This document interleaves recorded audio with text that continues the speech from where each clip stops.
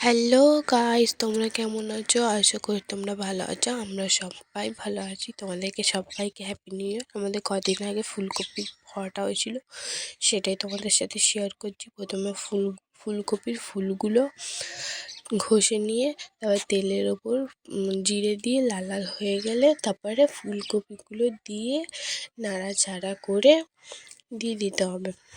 তারপরে নাড়াচাড়া করে স্বাদ মতো নুন, হলুদ গুঁড়ো, লঙ্কা গুঁড়ো, জিরে ধনে গুঁড়ো দিয়ে নাড়াচাড়া করতে হবে।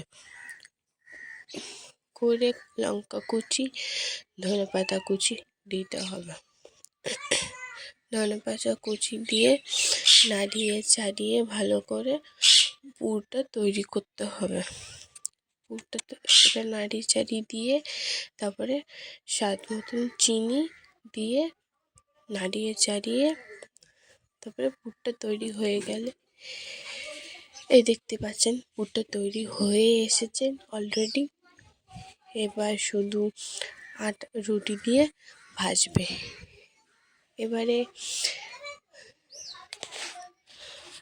তোমাদের যদি কোনো কিছু আমার ভুল ভিডিও হচ্ছে তাহলে প্লিজ ক্ষমা করে দিও। এই যে এবার আটার মধ্যে পুর দিয়ে ভেজে নিতে হবে তেল দিয়ে। এই যে আমি এবার খাচ্ছি, কেমনি হয়েছে আপনারা দেখতেই পাচ্ছেন।